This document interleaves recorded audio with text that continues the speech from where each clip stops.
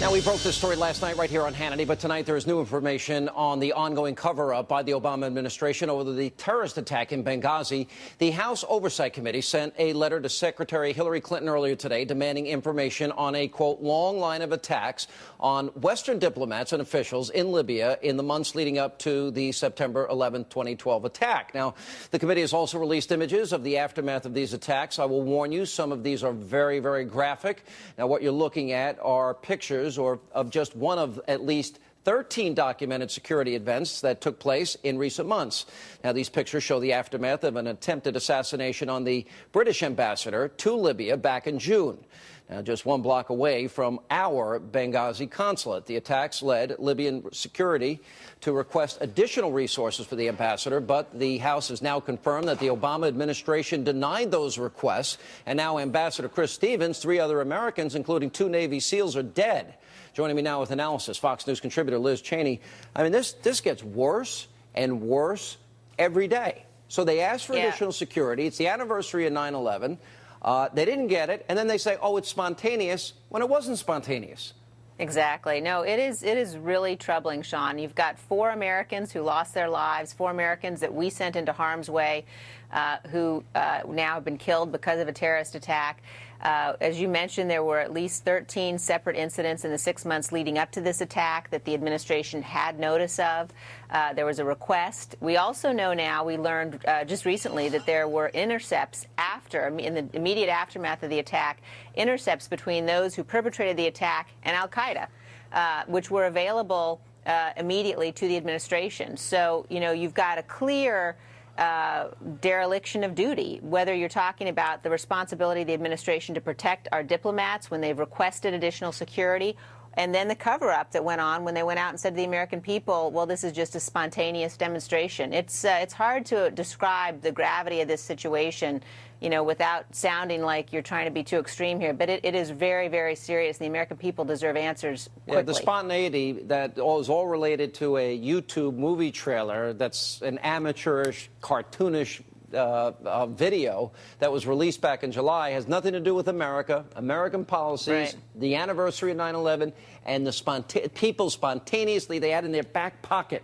RPGs and mortars. Just happened to be there with them at the time that the spontaneous reaction unfolded. What does this mean? I mean, because 36 days ago, the president, all he wants to do is cross the finish line. The media is protecting him. They're not doing their job as usual. The willing accomplices of Obama. So what happens from here?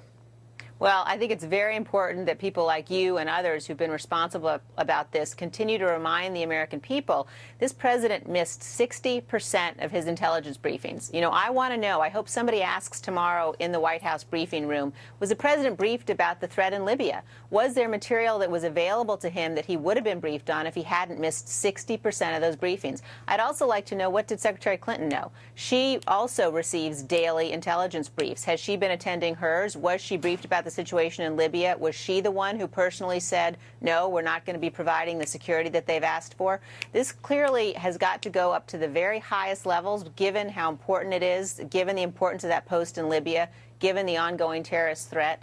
And the American people need to understand the president is attempting to cover this up because he wants people to think once he got bin Laden, the threat was gone. He wants people to say he's been a successful national security president, when in fact the record has been an abysmal one. I just want to know why so many people in the media seem to cover up for him.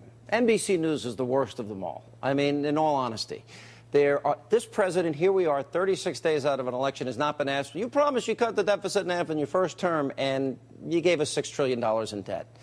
You said we'd have 8.7 million new jobs. They predicted unemployment would be at 5% at this point. Still hasn't been asked that question. And, I mean, could you imagine this have happened to your father when he was running for election or re-election?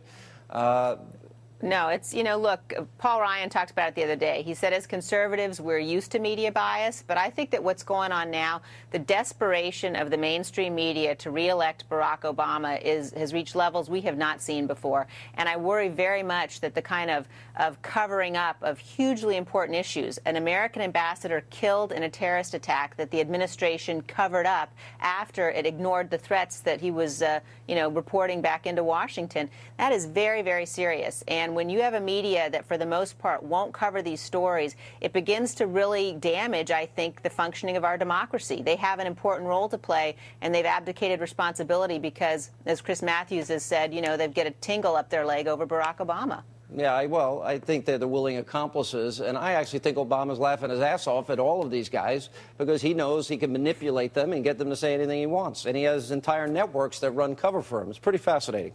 Well, and dangerous, too. It is.